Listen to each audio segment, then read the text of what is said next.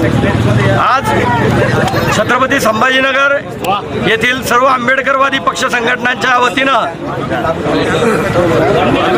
विद्यापीठ अनुदान आयोगाने लागू केलेल्या इक्विटी बिलाच्या विरोधात माननीय सर्वोच्च न्यायालयाने जो स्थगिती आदेश दिलेला आहे त्याच्या विरोधात निदर्शने करण्यात आली।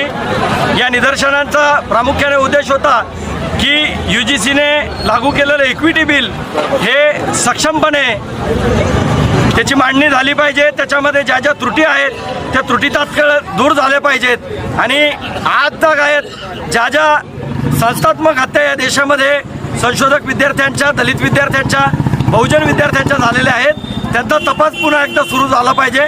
कारण आजपर्यंत सर्वोच्च न्यायालय असेल किंवा इथलं सरकार असेल यांनी एकाही प्रकरणामध्ये आमच्या विद्यार्थ्यांना न्याय दिलेला नाही आहे। ज्या विद्यार्थ्यांना आत्महत्या करण्यास प्रवृत्त करण्यात आलं त्या विद्यार्थ्यांना अद्यापपर्यंत न्याय मिळालेला नाही आहे आणि जर सरकार आम्हाला न्याय देणार नसेल तर रस्त्यावरती उतरून आंदोलन केल्याशिवाय आमच्या आंबेडकरी कार्यकर्त्यांपुढे पर्याय उरलेला नाही आहे।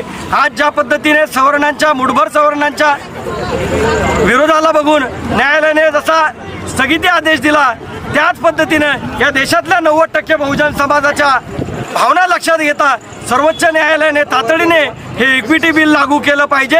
या बिलामध्ये सुधारणा केल्या पाहिजेत आणि जी माणसं या देशामध्ये जातीच्या, धर्माच्या किंवा लिंगाच्या नावावरती भेदभाव करतात अशा सर्वांना कठोर शासन झालं पाहिजे अशी आमची प्रामुख्याने मागणी आहे। आणि